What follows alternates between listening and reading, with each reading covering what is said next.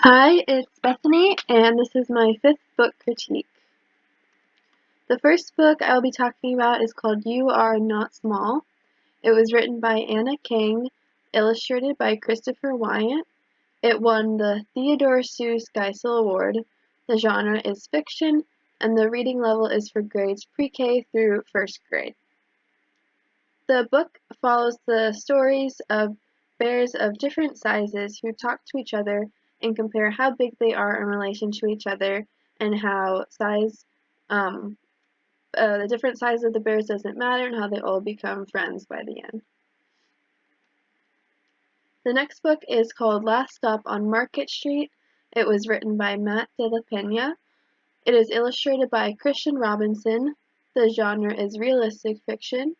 It won the Newbery Medal, the Caldecott Honor, and the Coretta Scott King Illustrator Award. And the reading level is for grades pre-K through 2.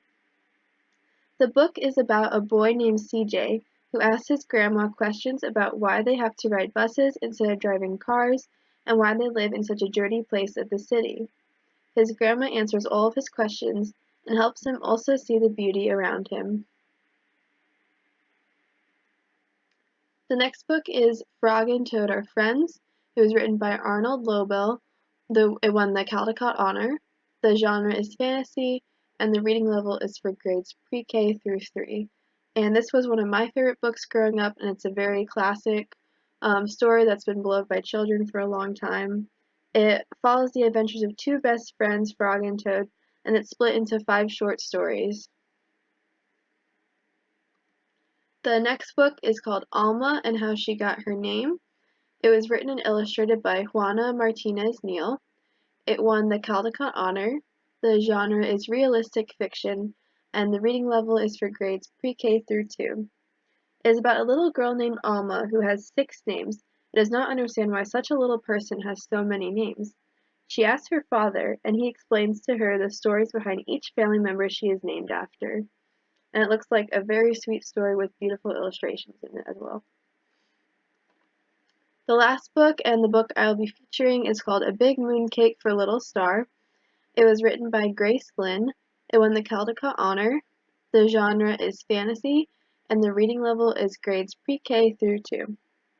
It follows a little girl who eats a big mooncake in a creative way to display the different phases of the moon.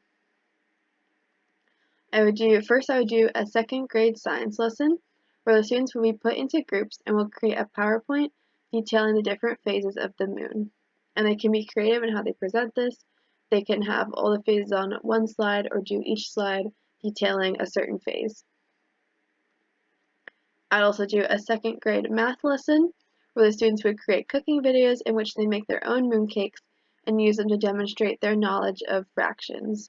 And these will be just presented individually on the class, or they could be posted on a group Google Classroom. The ISTE standards are underneath the Empowered Learner ISTE standard. And for the 4 C's for critical thinking, students have to use critical thinking through their learning of fractions and creating their own ways to demonstrate these. For creativity, they have to be creative in their presentation on the moon phases and also their cooking and fractions video. For collaboration, they have to work together in their groups for their moon phases PowerPoint.